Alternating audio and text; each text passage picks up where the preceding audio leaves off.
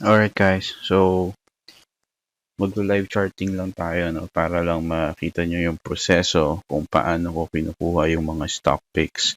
So this is one of your benefits being enrolled dito sa ating Kasiopao online courses sa stocks investing and stocks trading. So for now, syempre, ang pag-uusapan natin on stocks trading mostly.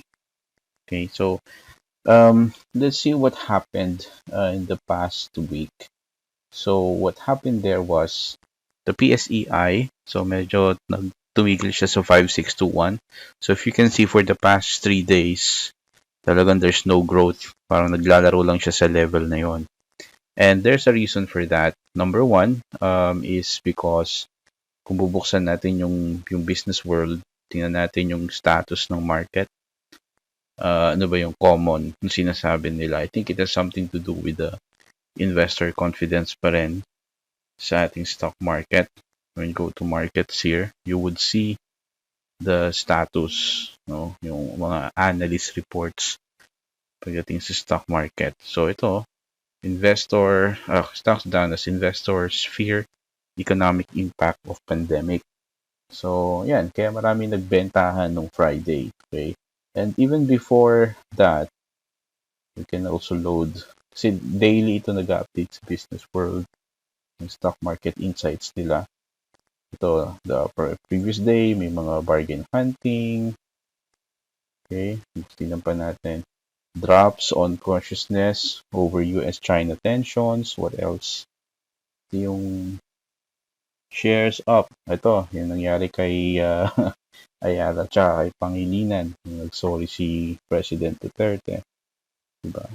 And then, but before that, bumagsak na talaga because of the PMI data and US-China tension. So, yung PMI data po, it is basically kung bubuksan natin to, the manufacturing index. So, dahil nga lockdown, pumaba yung PMI natin. Yan, no? Country's Purchase Managers Index. Okay. Ayan nga siya. The negative sentiment ng market. So, those basically are the reasons why nagkaroon ng ganito. So, kung meron mang mga nag-gain ng mga stocks, we expect that those are yung dalawa. Si Ayala. Tingnan natin si Ayala, unang-una. Yun, boom, di ba? Breakout siya dito. Okay? So, ang ganda ng timing kasi may kita mo dito from pagkatapos ng trend niya, nagkaroon siya ng konting retracement dito sa level na to. Okay. Ayan. Sumakto naman doon sa niya. Pero uptrend pa rin naman siya. So, sumakto, no? So, meron nangyaring breakout itong malaking candlestick na to. That's 14.73% gain.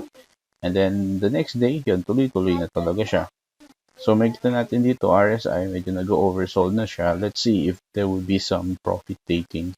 Kung titingnan natin kasi yung history ng RSI ni Ayala, ayan, lumalagpas siya umaabot siya ng 780 level sa RSI.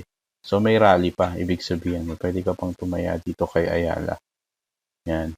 Although mataas na yung niya, yung monthly niya, pero it's basically still okay. At tinouch niya na yung MA100, which means na fully somehow reverse na to. So, kung masusustain niya at this level, 700 level, okay, itong stock price niya, then we can assume na pabalik na talaga si Ayala sa prior territory niya. Okay? Now, let's go to yung isa pa, si MPI. So, nagkaroon din ng positive development, no, after.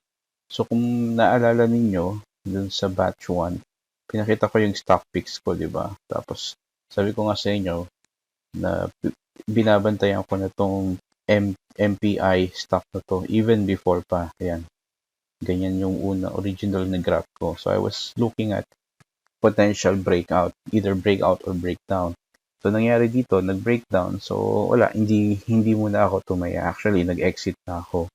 And then, 2 days after that, boom, ayan, nag-sorry si Duterte. So, biglang gap up si MPI. So ngayon, nagtitrade na siya at this level. Feeling ko magko-consolidate pa yan. Depende sa i-release ng ng mga balita in the next few days. Okay. So, let's see. Kasi may kita mo dito, bumababa na yung volume niya. No? So, bilang nag-spike up ulit. And the MACD is basically pababa na rin siya. Kaya maraming nagsialisa na dyan. Okay. Magko-consolidate kasi siya. So, do you still should I recommend MPI? Pwede pa rin naman, no? Pero ang tingin ko kasi diyan is baka maglaro na lang siya at this level. Ay, sorry. Hindi pala. Ang tingin kasi natin diyan, posibleng maglaro na lang siya at that specific level. Dito. Yan. Kung talagang ano pa siya, either tumaas pa siya or maglaro na siya dito sa level na to. Which is kung mapapansin mo, yan yung behavior ng stock na yan. Mag-backtest ka dito. So yan. Uptrend, medyo may retracement, up ulit, retracement. So using the Elliott wave theory, 1, 2, 3, 4, 5, no? Trace hanggang sa ayan dito nagkano siya, pumagsak siya. So that's the behavior of that stock. So let's see what's gonna happen here. Posibleng tumaas-taas pa siya kasi most of the blue chips are, sabi nila, magre-recover na, but I doubt it. Hindi lahat. Now, si MWC, same story. Si MWC naman, meron siyang, nagkaroon siya ng retracement dito, but same story as MPI and Ayala. So, these are Manny Pangilinan and Ayala stocks, basically. So, pataas pa rin naman siya. So it's basically forming something like this until there's an announcement of Duterte's apology. That's why the stock increased this way. So, ayan siya. So, I think malakas pa yung ano niya, no? Pero tingin ko, you can use this level as your resistance, no? Initial resistance, medyo malapit na. Resistance 1, pwede yan dyan. This level. And then your second resistance, if ever talagang gusto mong tumaya pa, is this level na, 15.08. And then the next will be ito na. Okay? So, yan yung mga possibilities ng laro ng stocks na to. Kung mag-hold siya at this level, pwede mo nang yan. So, yeah, definitely still a good buy. Although, tingnan mo lang maigi kasi medyo nag-oversold na siya sa level na to, no? Pero pabuka pa rin yung MACD niya, which basically is still okay. Now, let's go to the other stocks. The other stocks, meron na akong pinili dito. Yan. If we look at the last Friday rally, not rally, sell-off pa nga. So, may mga stocks na, ang mga top gainers are mga maliliit na stocks aside kay Manila Water. Okay? Now, let's try to look at, for purposes of our live, not really live charting, but our charting presentation, let's take a look at some of the most active stocks muna para siguradong liquid tayo. So, let's look at SM. Kita na natin si Ayala, diba? So, si SM naman. So, SM here, so pababa yung RSI niya. And there's also overlapping ng MACD niya pointing down. So, looks like SM is about to fall, no? So, and there's a reason for that. If you look at the foreign buy, let's see the foreign buy. Foreigners are buying ba or selling? Ayan, they are selling, negative. They're selling sila at this point. So, medyo bearish pa talaga ang sentiment kay SM after reaching this peak. So, ang tingin ko dito, magre-retrace talaga siya. Okay? Probably at this level here. So, if ever that touches, this will be your first support. So, you can actually buy here, no? Yan. Well, tingnan natin kung ma-lift na yung ECQ, may pala, EQC is mag-reverse na rin itong stocks na to o hindi pa. Kasi SM yan di ba? Parang si SMPH din. Yeah, so si SMPH na dahil meron ng general community quarantine, medyo tumataas siya ng konti. So steadily increasing siya. Nagkaroon lang siya ng konting retracement this level here, no? Yeah, this level here, but still trotting the MA20. So nasa taas na siya ng MA20. So there's a small doji here. Let's see what's gonna happen. Pero ako, ang tingin ko dito kasi dumodoji siya. Even ito, parang doji to eh. Gap up pa nga siya eh. So there's no guarantee. And considering na the volume keeps on decreasing, so we're not seeing any positive reversal for SMPH yet. Okay, so yeah, if it breaks this first level resistance here, then we can say that the stock is ready to go. Kung ang magiging galaw niya is bababa muna siya, pack, ganyan. Pwedeng ganun, hindi natin alam. Diba? Hopefully, yan. So, yan. Bahala ka na kung gusto mong mag-trade kay SM this week. Pero ako, I'll definitely put that on my watch list. And basically, bibilhin ko siya kapag andito siguro sa level na to. Sa baba na yan. Okay? Next, Ali. So, si Ali, medyo tinatamaan niya na yung resistance eh. Yan. So, after the long rally here, nagkaroon ng retracement, no? And then, there's a sudden pickup here. There's, if you can still recall, yung mga umattend, no? Meron ditong doji stick na pataas, no? Doji candlestick. And then, nag-rally si Ayala Land and biglang nagkaroon nga ng sell-off ng Friday. Okay? So, whether this sell-off is temporary or not, let's see what's gonna happen for next week. Pero kung tingin ko dito, posible magtuloy-tuloy ito. And if ever that happens, you can actually put your buy signal either at this MA20 or hindi ko na pinlat yung MA9. Pero kasi very visual kasi ako. So I'll probably put it here. No? Yan. Kasi kita mo, parang wave yung galaw ni Ayala lang din. For the last almost a month na, no? Simula nung na-reach na yung peak na to. Nagkaroon ng sell-off, peak ulit, sell-off. So, para siya nagpo-form ng wave. So, parang may consolidation lang na nangyayari. Okay, yeah. And even the volume here is very average. Wala pang senyales ng spiking up and whatsoever. Diba? So, yung mga spikes na yan na nakikita ninyo, yan yung mga major sell-off. Ito naman, malaki yung volume. So, posible nagko-consolidate talaga si Ayala Land muna. So, let's see. So, if this basically breaks this MA50, then we can say na posible mag-cross itong red tsaka blue. So, golden cross yun. Pwede ka nang tumaya doon. So, still, I'm gonna put Ayala Land to my watch list.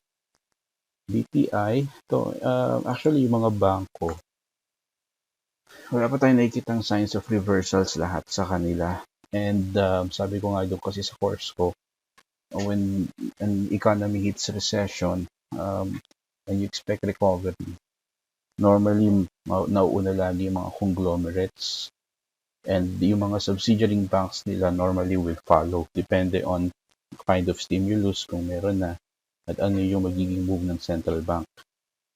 So, in this case, ayan. So, sell-off si BPI. Kita natin, no? So, pababa pa siya. So, stay away from BPI muna. If you're an aggressive and long-term naman yung iniisip mo, actually, it's a good bargain na. Yung 57 level, kasi I remember, si BPI nag-trade siya normally ng 80 to 90 for last year. Tingnan natin na kung long-term ka. Ayan, 80-90. Tinitingnan ko kasi itong stocks na to eh. So, it's a good bargain kung long-term investor ka. So, how much are you potentially earning if you ever enter here and the market recovers, that's 59%. Okay? Yan, posibleng ganon. So it's a good buy if you're a long-term investor. But if you're trading only for next week, trader ka, so wala pa tayong nakikita ng reversal basically. And watch out itong RSI niya dito. It's pointing downwards. Wait for the oversold level. Maybe you can argue as well that, this blue line here will get the downwards under the red line of the MACD. So, posibleng maging bearish yung stocks na to, malus yung momentum. Let's see what's gonna happen.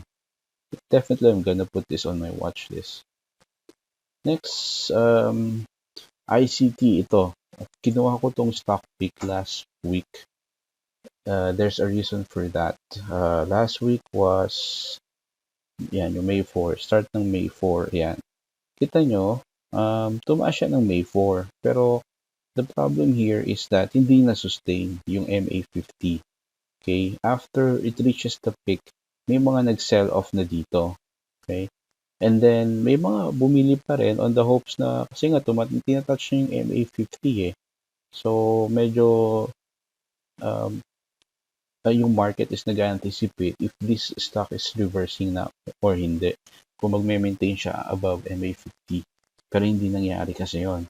In fact, nagtuloy-tuloy siyang pababa. Nagkaroon ng sell-off because of the news na nakita nga natin dito pinakita natin sa business world. So, yan siya. So, potentially, tingnan natin next week kung ano magiging development. Right now, the RSI is super flat, no? So, for this one, I would normally just put this on my watch list. So, hindi po porket nilagay ko siya sa watch list na stock picks ko for that week. Dapat tumaya na kayo, Hindi ganun. Kayo rin yung kung naka-attend kayo ng online courses natin, sinabi ko doon kung kailan kayo magbabuy or magsisell. Okay? So, yan. So, basically, hindi pa niya na tong resistance talaga na to. Okay? Yan siya. Alright. Let's see. Pure gold. Pure gold. Higher highs. Yung kinukuha niya. Sobrang taas niya. Sobrang taas na ni pure gold. Nagkaroon lang ng konting retracement here. Nakikita natin siya dito. After here, nagkaroon ng retracement. And then, suddenly, nagkaroon ng buy signal ulit because of the, the extension of the community quarantine kasi. But definitely, the MA20 is way above the two other long-term MA lines, which means that pure gold is really hitting new highs, in regards. I mean, if tingnan mo dito, kahit nung nagbukas ng January, hindi siya ganun kalakas. Pero ngayon, ang lakas-lakas niya. Diba? So, yun lang yung caveat ko dyan. And we don't know kung magsi-sell off na ba siya kasi kung mababasag niya to itong level na to yan, kita mo the past few weeks hindi niya na nabasag, andyan lang siya. So let's see kung mababasag niya, if this volume right here would be enough to sustain para mabasag niya into higher highs. Kasi in the previous years naman talagang nababasag ni pure gold, umabot siya dito. Pero kapansin mo, hanggang dito lang talaga siya halos. Bihira siyang umakyat ng 55 level. Okay? Pero posible dahil malakas ang negosyo nila ngayong may quarantine. Okay? Next, SMPH, sabi ko na, ito si Tel. We all know naman, during the quarantine, itong mga companies na to ang tumutabo talaga dahil everybody's using the internet. And these are one of the two major providers aside from, PLDT and Globe lang naman yan. So, it's a very good rally, Pero ngayon, nakikita natin, nagkakaroon ng retracement. Okay. So, masyadong, siya, and then the MACD crosses na below.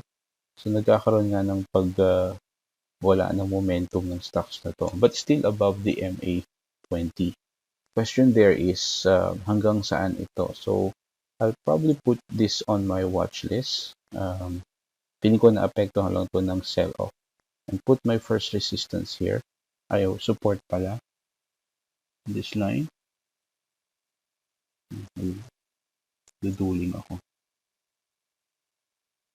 Here. Yeah, yeah. So, if it touches that, then I'll probably have a test buy. Kasi posible, test buy lang muna kasi posibleng bumaba pa siya. In that sense, ang magiging next resistance ko na dyan is itong level na to. Yan. Yung level na to. Okay.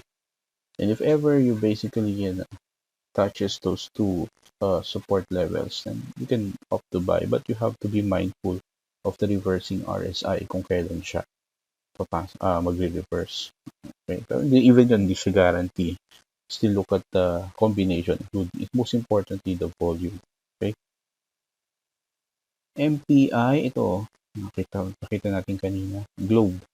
So, kita mo, ang galawan ni Globe, parang CPLDT rin, no? Nagkaroon ng reversal. Pero in this case, bumaba na siya sa MA20 niya.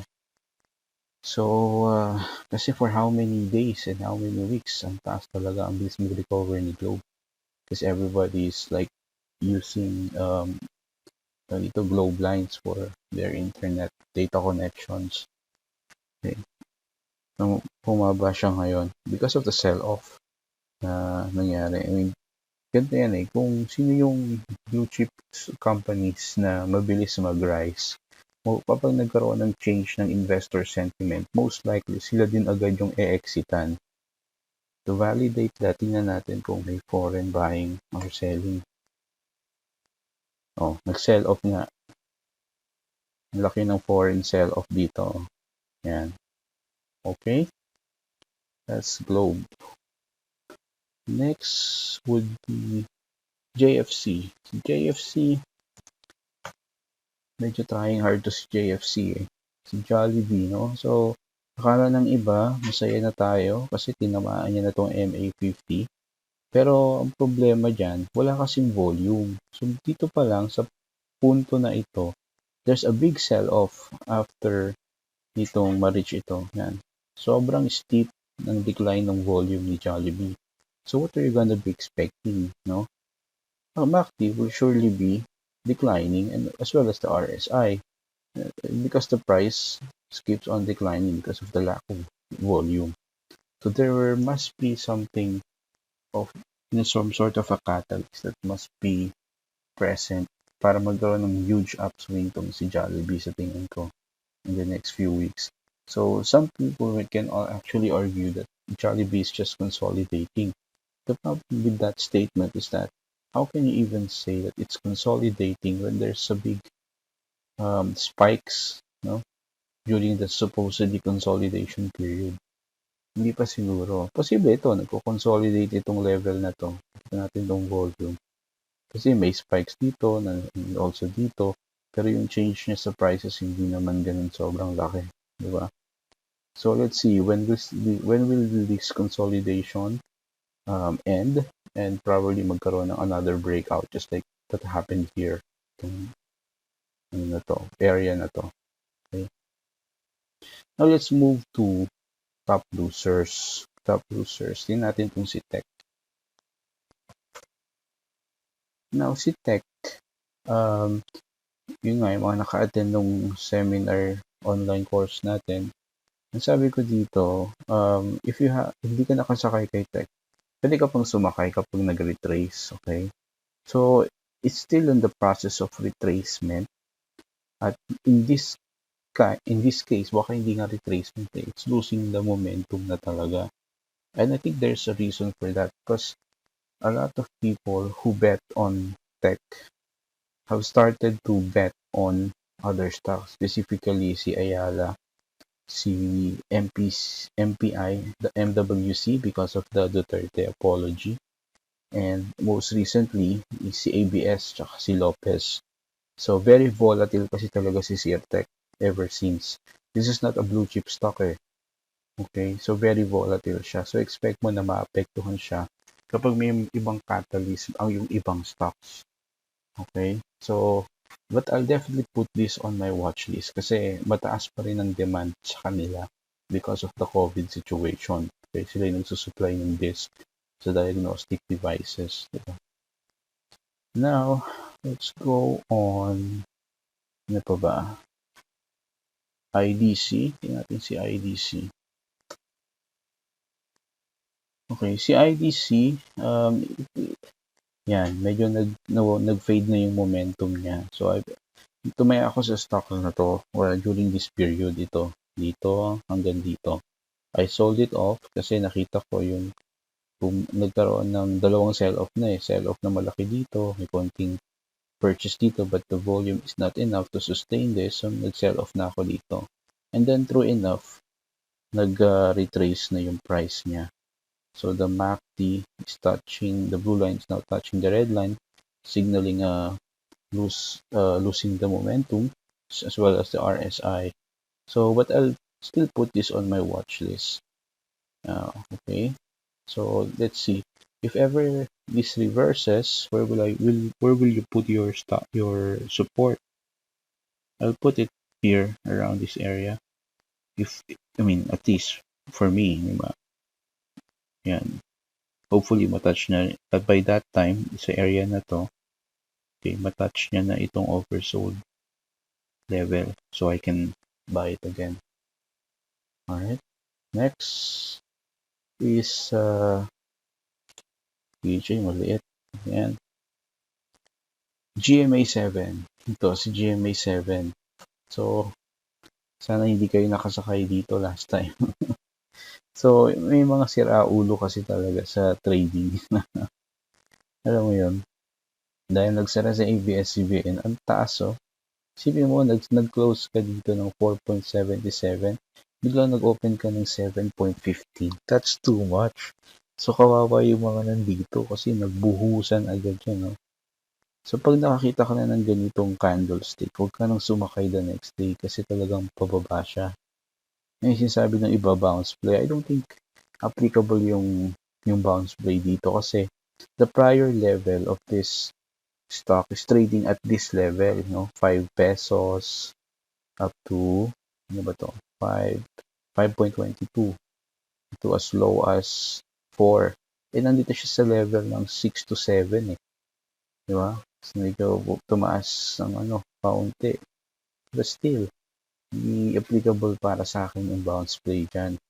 Kasi walang precedent na price, which is itong area na to. Okay? So, kaya hindi ako tumaya talaga dyan. Kaya hindi ko siya hina-hype. Next is Cebu Pacific. Okay. Nung nag-announce ang Cebu Pacific na i-open nila yung mga flights nila domestically, some of their flights domestically. So, medyo nagkaroon ng positive dito. Pero, still, bearish pa rin siya. No? And possibly, nagko-cross na yung MACD niya at pupunta ng oversold. But I would still look at the developments. No? If ever that happens, so I'll still put my first support here siguro. Okay, ito kasi medyo significant itong area na to. Dito nag-stop yung prior sell-off niya, di ba? And then this basically hinted a rally after nitong candle na to. So, diyan ko siya ilalagay. If ever lang. If ever hindi siya matouch, tingnan natin what's the dynamics of the moving averages, the MACD and the RSI in the days to come. Okay. Yun. Ano pa ba? Now, sa top gainers, na-discuss natin si MWC, si AC, MPI, Pure Gold, ASEC. So, halos lahat na-discuss na natin. So, yun lang muna. Natin si DNL. Si DNL kasi is very much consumption-driven stock din kasi si DNL kasi sila yung gumagawa ng mga ingredients, no? Yung mga outputs nila are yung mga ingredients sa food. So, dahil bumagsak talaga sila. Nag-prolong yung quarantine. So, wala pa tayong nakikitang dito. Although may mga nag-buy here. Pwede to Tingnan natin to. So, let's put DNL on our watch list. It's a good one. The MAs are super close, and then there's a potential reversal here as indicated by the MACD and your RSI. And then there's a good, it's not a sell off last Friday. So, and solid yung ano niya, yung candlestick niya. Tingnan natin yung 3-minute charts. You know, pataas siya. So, it opened this much.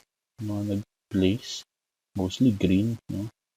And then it ended up so high. Ito yung previous ano niya, sell off during the 3-minute candle. And then may mga tumaya na 4. So, posibleng tumaas siya. I'll put this on my watch list, DNL, for next week. Ayan siya. Okay. Yun. So, yun lang muna guys. Kung may mga questions kayo, message nyo lang ako or comment lang kayo dito. Okay? Salamat.